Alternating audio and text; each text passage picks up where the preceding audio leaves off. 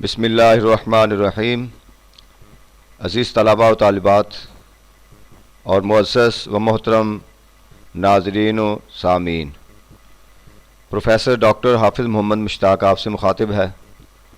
اور آپ سن رہے ہیں ڈاکٹر حافظ محمد مشتاق یوٹیوب چینل۔ سورۃ النور کا ترجمہ اور تشریح اور اس کے مختلف فقہی مسائل کا سلسلہ جاری ہے، اور آج ہمارا تیسرا لیکچر ہے۔ آج کے لیکچر کے اندر لعان کے سے متعلقہ مختلف احکامات ڈسکس کیے جائیں گے۔ تو سب سے پہلے ہم آیات کا ترجمہ دیکھتے ہیں۔ فرمایا والذین یرمون ازواجہم ولم یکن لہم شہداء الا انفسہم فشہادۃ احدہم اربع شہادات باللہ انہ لمن الصادقین۔ والذین، اور وہ لوگ، یرمون ازواجہم، جو تہمت لگاتے ہیں اپنی بیویوں پر، وہ لوگ جو اپنی بیویوں پر تہمت لگاتے ہیں، ولم یکن لہم شہداء الا انفسہم، پھر اس تہمت کے جواب میں گواہی پیش نہیں کر سکتے سوائے اپنے آپ کے، یعنی اپنی ذات کے علاوہ کسی اور کی گواہی نہیں پیش کر سکتے۔ فشہادۃ احدہم اربع شہادات باللہ، تو پس ان کی گواہی اب کیا ہوگی کہ وہ 4 مرتبہ اللہ کی قسم اٹھائیں گے، انہ لمن الصادقین، کہ بے شک وہ سچوں میں سے ہیں۔ وہ لوگ جو اپنی بیویوں پر تہمت لگاتے ہیں اور اس کے جواب میں، اس کی گواہی میں 4 گواہ پیش نہیں کر سکتے اور اپنے ذات کے علاوہ اور کوئی گواہی پیش نہیں کر سکتے، تو ان کی گواہی یہ ہوگی کہ 4 مرتبہ اللہ کی قسم اٹھائیں گے، اور قسم اس بات کی اٹھائیں گے کہ بے شک وہ سچوں میں سے ہیں۔ والخامسۃ، اور 5ویں مرتبہ وہ کہیں گے ان لعنت اللہ علیہ ان کان من الکاذبین، کہ اللہ کی لعنت ہو ان پر، یعنی وہ تہمت لگانے والے مرد پر، ان کان من الکاذبین، اگر وہ جھوٹوں میں سے ہو۔ ویدرؤ الانحزاب ان تشہد اربع شہادات باللہ انہ لمن الکاذبین۔ ویدرؤ عنہا العذاب، اور اس عورت سے عذاب، سزا ٹل جائے گی، دور ہٹ جائے گی، وہ عورت عذاب سے بچ جائے گی، ان تشہد اربع شہادات باللہ، کہ وہ گواہی دے 4 مرتبہ اللہ کے نام کی، یعنی اللہ کے نام کی قسم اٹھائے 4 مرتبہ، انہ لمن الکاذبین، کہ بے شک وہ مرد جو ہے وہ جھوٹا ہے۔ والخامسۃ ان غضب اللہ، اور 5ویں مرتبہ وہ یہ کہے کہ اللہ کا غضب ہو، اللہ کا غصہ ہو، ناراضگی ہو، علیہا، اس عورت پر، ان کان من الصادقین، اگر وہ سچوں میں سے ہو، یعنی اس کا خامد جو ہے وہ سچوں میں سے ہو۔ ولولا فضل اللہ علیکم ورحمتہ، اور اگر اللہ کا فضل نہ ہوتا اور اس کی رحمت نہ ہوتی، وان اللہ، اور بے شک اللہ تعالیٰ، تواب حکیم، توبہ قبول کرنے والا، حکمت والا ہے۔ ان آیات کے اندر لعان کے احکامات کا بیان ہوا ہے۔ لعان کیا کہتے، کسے کہتے ہیں اور اس کے احکامات کیا ہیں؟ بیسیکلی لعان جو ہے وہ لانت کرنے کو کہتے ہیں اور غضب الہی کی دعا کرنے کو کہتے ہیں۔ اگر کوئی شخص اپنی بیوی کو کسی غیر مرد کے ساتھ دیکھتا ہے اور اس کو شبہ ہوتا ہے، بلکہ یقین ہوتا ہے کہ اس نے زنا کاری کی ہے، اس نے بدکاری کی ہے، اور اس کے بعد پھر ایک طریقہ یہ ہے کہ اس کو وہ قتل کر دے، اور اگر وہ قتل کر دے گا تو پھر اس کے اندر جو ہے وہ زیادہ معاملات خراب ہوں گے، بدلے میں اس کو بھی قتل کیا جا سکتا ہے، اس کے جو مقتول ہے اس کے وارثین جو ہیں قصاصاً اس کو قتل کریں گے۔ تو لہٰذا اب کیا ہوگا؟ اب یہ ہوگا کہ پہلی بات تو یہ ہے کہ وہ اس پر گواہی دے اور 4 گواہ لائیں، اور اگر وہ 4 گواہ نہیں لاتا تو پھر وہ کیا کرے گا؟ وہ قسمیں اٹھائے گا۔ پھر اس کا طریقہ جس طرح قرآن نے بیان کیا ہے، اس کی وضاحت جو ہے وہ حدیث میں بھی بیان کی گئی ہے۔ بخاری شریف کی حدیث ہے،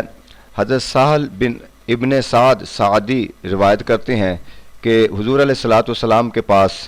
ایک صحابی اویمر اجلانی ان کا نام تھا، وہ حاضر ہوا اور اس نے آ کر کہا، عرض کی کہ یا رسول اللہ صلی اللہ علیہ وسلم، اس شخص کے لیے کیا حکم ہے کہ جس نے اپنی بیوی کو غیر مرد کے ساتھ دیکھا ہو اور وہ زنا کرتا ہوا اس کو دیکھا ہو، اور اگر وہ شخص اس کو قتل کرے گا تو اس کے وارثین جو ہیں، مقتول کے ورثاء جو ہیں، وہ اس کو قصاصاً قتل کر دیں گے۔ تو اس کے علاوہ وہ کچھ اور کر نہیں سکتا، تو کیا حکم ہے اس شخص کے لیے؟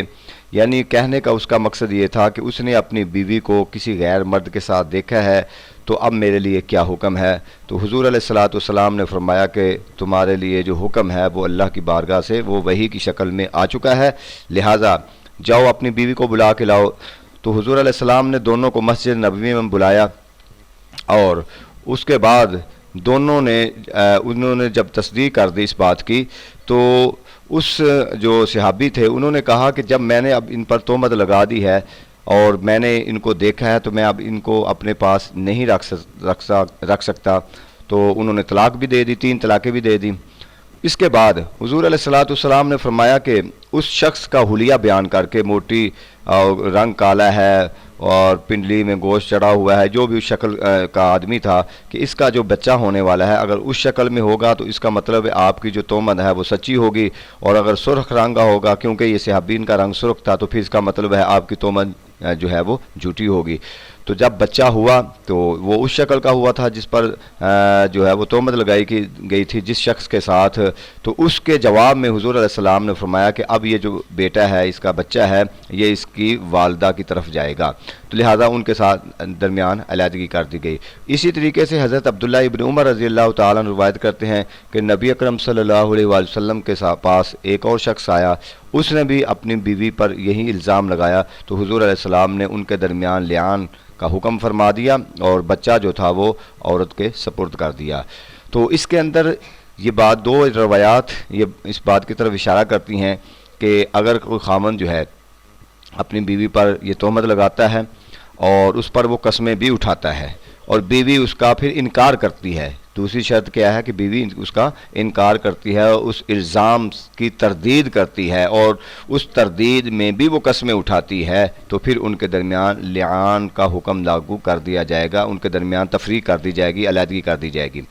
لیکن اگر شوہر قسمیں نہ اٹھائے، اس نے الزام تو لگایا ہے اور الزام لگانے کے بعد 4 گواہ پیش بھی نہیں کر سکا، اور قرآن نے کہا ہے فَإِن لَّمْ يَكُن وَلَمْ يَكُن لَّهُمْ شُهَدَاءُ إِلَّا أَنفُسُهُمْ، یعنی ان کے پاس گواہ تو ہے ہی نہیں سوائے اپنے آپ کے، اس نے گواہ تو پہلے پیش نہیں کیے، اور اس کے بعد پھر اس نے 4 قسمیں بھی نہیں اٹھائیں، تو پھر اس شوہر کو 80 کوڑے لگائے جائیں گے، یعنی اس پر حد قذف جاری کی جائے گی کہ بغیر کسی ثبوت کے وہ اس پر اپنی بیوی پر تہمت لگا رہا ہے، تو اس کو جو ہے نا اس پر حد قذف لاگو کی جائے گی شوہر پر اگر وہ قسمیں نہیں اٹھاتا۔ اور دوسری شکل میں اگر بیوی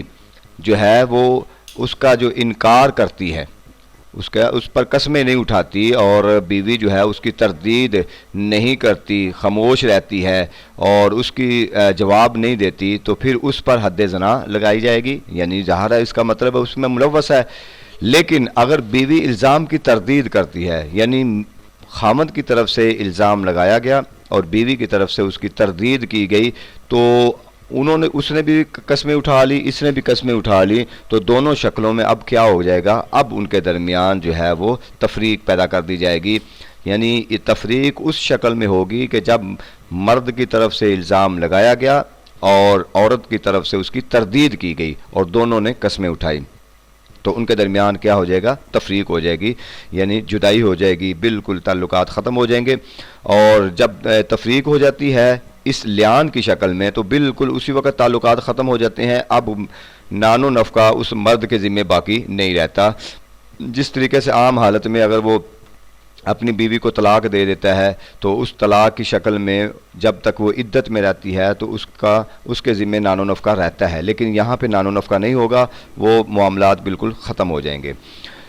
اس کے بعد یہ جو اہم بات ہے وہ یہ ہے کہ لعان جو ہے وہ واضح الفاظ میں ہونا چاہیے، اشارے اور کنایت کے اندر اس کا حکم لاگو نہیں ہو سکتا۔ واضح طور پر وہ کہے، لفظ زنا بولے، یہ نہیں کہے کہ اس پر کوئی فاسق یا فاجر یا اس طرح کا الفاظ استعمال کرے، واضح الفاظ کے ساتھ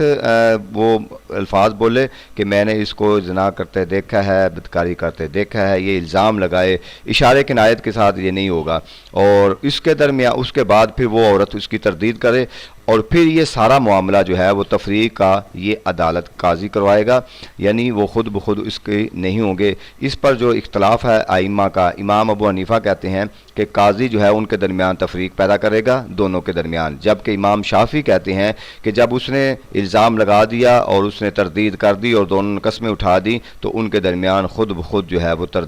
تفریق ہو گئی، جدائی ہو گئی، اب بے شک وہ معاملہ عدالت میں جائے یا نہ جائے۔ یہ امام شافعی کا موقف ہے، جبکہ امام ابو حنیفہ کہتے ہیں وہ سارا معاملہ جو ہے، اس لیے کہ اگر وہ اپنے ہاتھ میں ہی معاملہ لیں گے تو پھر وہ کہے گا کہ چونکہ یہ شادی شدہ ہے اس کو رجم کر دیں، تو وہ خود قتل بھی کر دے گا، جس سے معاملات زیادہ خراب ہوں گے۔ اس کے بعد یہ ہے کہ امام ابو حنیفہ کا یہ بھی موقف ہے کہ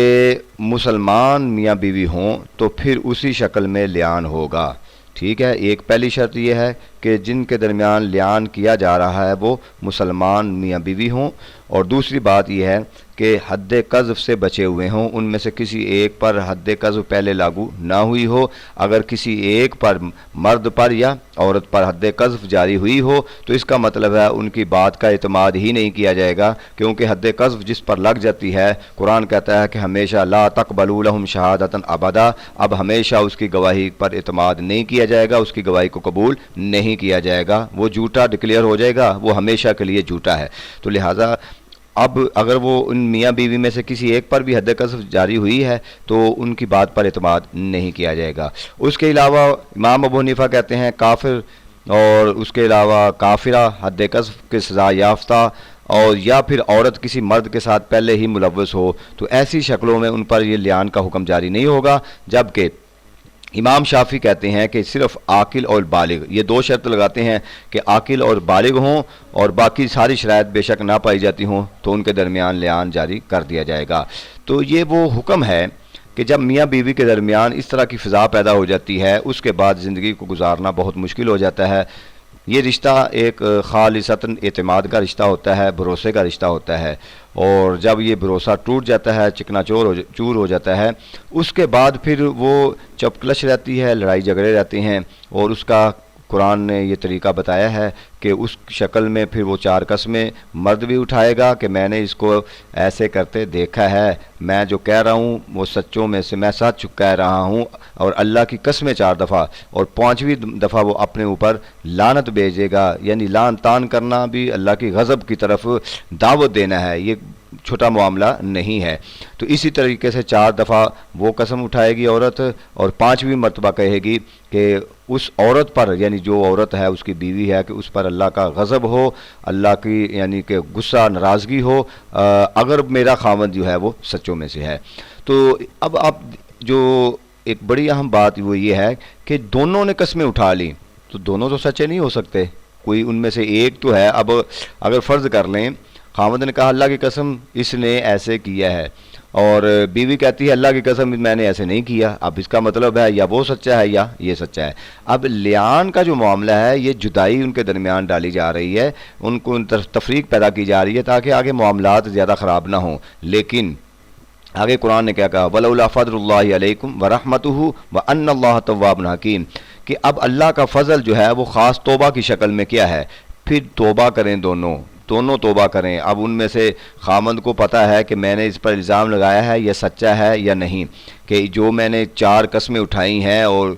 اس نے اس کی تردید کر دی، دیکھیں نا، اگر وہ مان گئی تو پھر تو خامند سچا ہوا، اگر وہ مان گئی تو پھر تو خامند نے جو قسمیں اٹھائیں وہ سچا ہوا، اور عورت نے بھی مان کے حد زنا قبول کر لیا، اس پر حد زنا لگ گئی تو اس نے بھی حد قبول کر لی، اور اس کا مطلب یہ ہوا کہ دونوں جو ہے وہ بری ذمہ ہو گئے۔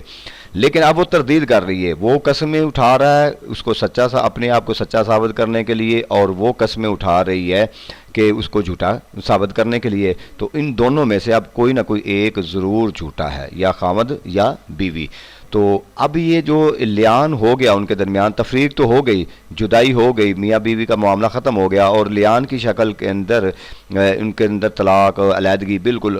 معاملہ ختم ہو گیا۔ لیکن سوال یہ پیدا ہوتا ہے کہ جو انہوں نے قسمیں اٹھا دی ہیں، ایک دوسرے پہ الزام لگا دیا، اس نے بھی 4 قسمیں اٹھا دی، اس نے بھی اٹھا دی، تو دونوں تو سچے نہیں ہو سکتے، ان میں سے کوئی ایک سچا ہے ایک جھوٹا ہے۔ اب ان دونوں میں سے پتہ ہے کس کو کون سچا ہے اور کس کو کون جھوٹا ہے، اس کے لیے قرآن نے کہا ہے وَلَوْلَا فَضْلُ اللَّهِ عَلَيْكُمْ وَرَحْمَتُهُ، اللہ کا فضل اور اس کی رحمت اب کیا ہے، توبہ کی شکل میں ہے کہ توبہ کرو، اور